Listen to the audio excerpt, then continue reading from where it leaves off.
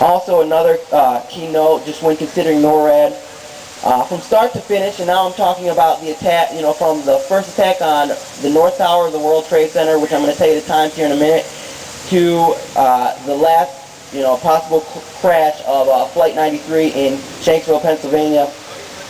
The entire ordeal was 120 minutes of hijacked airplanes flying around, United States airspace with no fighter interception, except for possibly in Flight 93. And again, I'm going to touch on that when I cover Flight 93. So bear with me, we got a lot to cover. 9/11 is a big deal. One other thing, when just considering NORAD, before I just close up NORAD, the commander of the Russian Air Force, Anatoly Kornikov, went on the record shortly after 9/11 saying that the attack under the given scenarios would be generally impossible to orchestrate, with a air defense system like NORAD. Because again, if they would have just acted normally, scrambling jets as soon as as soon as radio contact was lost, and also flying full speed and scrambling from the closest base, we would have got these guys. We would have at least stopped them from crashing into the South Tower. We would have been there with 3 minutes to spare. But unfortunately, we didn't travel full speed. So moving on. Now let's go to the North and the South Towers.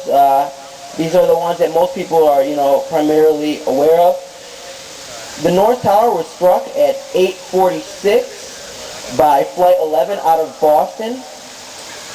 The official story says that eventually, it would eventually collapse. It would eventually collapse when fires melted joints fastening the floor to 270 exterior steel columns that make up the main structure of the building, and 40 inner steel columns that make up the interior of the building. Basically, the official story says that the jet fuel burned hot enough to melt the steel, which held the floors, into the vertical beams that made up the structure of the building. According to the official story, the heat melted the steel, and there was a floor by floor by floor by floor by floor by floor pancake. And that's the theory, released by the 9/11 Commission. But regardless, it was struck at 8:46 a.m. The South Tower was struck by Flight 175. Both of these were American Airlines, by the way. Big ups to American Airlines. My grandpa worked there forever. Love those guys. Flight 175, struck the South Tower out of Boston. And again, I went over the official story of the pancake theory, the floor-by-floor collapse. The first thing that comes to mind when dealing with the floor-by-floor collapse is the temperature needed to melt steel, which is what had to happen because it was steel that was holding the floor to the vertical beams, holding the horizontal to the vertical, that was all steel. In order to melt steel, you need temperatures of 2,770 degrees Fahrenheit or an oxyacetylene torch. First thing, regarding that, jet fuel is refined kerosene. Refined kerosene will burn no hotter than 1,700 degrees Fahrenheit, and that is if fuel is maintained. Also, just regarding the structures themselves as they stood, the thick black smoke that was seen bellowing out of the wounds of the World Trade Center suggests that the fires were smothering. A smothering fire is a much less hot fire, and that's forgetting that regardless, jet fuel at its hottest, if fuel is maintained, it's not going to burn nearly hot enough to melt steel to support the 9/11 Commission's floor-by-floor pancake theory. That's just not probable. There's something else needed. Another good little fact for you is people say, well, maybe it was the impact with the fire that made them collapse. On July 28, 1945, a B-52 bomber lost in the fog crashed into the Empire State Building. Millions of dollars of collateral damage happened, but obviously, as everyone knows, the Empire State Building stands, to this day. Another one, October 17, 2004, a skyscraper in Venezuela caught fire. The fire burned for several hours, eventually spreading for 26 floors and reaching the roof. The building stood and did not fall. Okay, so there's two examples there, and there's a bunch more. The bottom line is that the three only buildings to fall from steel structure buildings to ever fall from fire are Towers 1, the North Tower, South Tower, and Building 7, which we'll talk about too, which, I mean, people don't even realize, the majority of people don't realize or don't even want to think that there were 3 buildings that fell, and again, nothing hit Building 7, but I'll get to that. So anyway, there's 2 facts right there. The Empire State Building was hit in 1945 by a B-52 bomber, lost in the fog, crashed into it. The building's fine, still stands to this day. Yet, the 2 110-story skyscrapers collapsed completely after burning for 56 minutes, the South Tower, and 103 minutes for the North Tower. And I'm talking crashed completely, nothing left but a pile of dust. Moving on. First of all, the South Tower was hit less directly than the North Tower. If you're familiar with the actual, the video of the South Tower being hit, it was hit in the corner. Because of that, it was hit less directly. There would have been less damage to the actual floors because it was hit in the corner. It was hit, regardless of that, it was hit, the South Tower was hit second and collapsed first. It only burned for 56 minutes.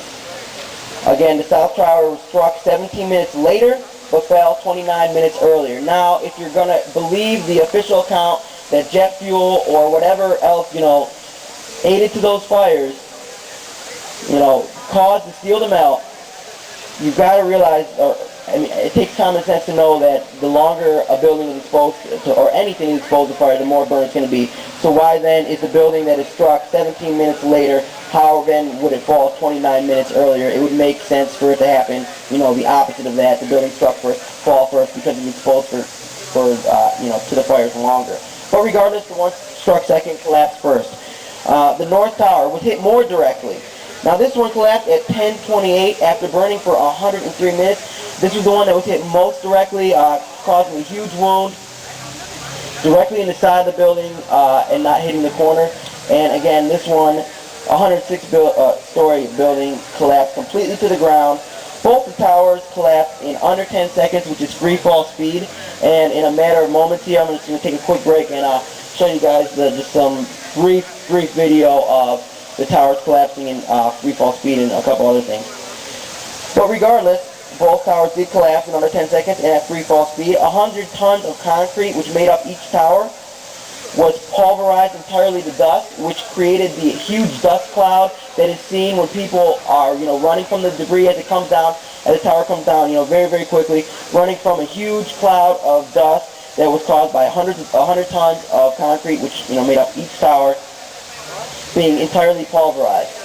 So, first of all, with that, where does the energy come from to turn, 100,000 tons of concrete into pure dust? Where does the energy come from? Even concrete slabs impacting with the ground in free fall speed would not pulverize. Explosives are needed, and we're going to get to that very, very, very, very, very quickly.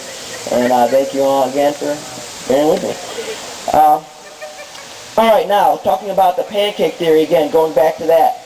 If each floor of the 110-story building would have provided half a second of resistance, you're looking at a light estimate of 45 seconds of taking, if it was a floor by floor by floor by floor by floor, pancaking theory, you're looking at 45 seconds before the 110-story building comes all the way down to the ground zero as they call it, looking at 45 seconds. Instead of that, we get under 10 seconds or free fall speed. How does that happen?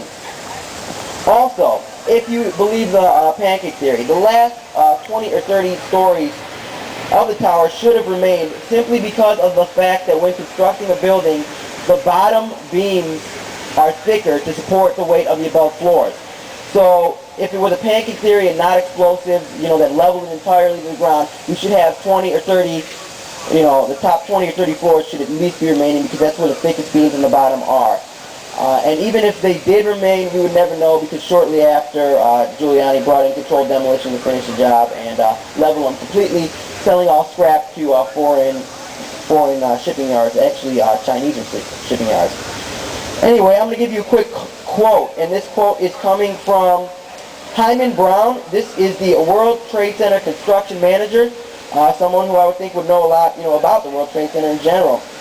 And he says, and I quote, "It was designed to withstand almost anything.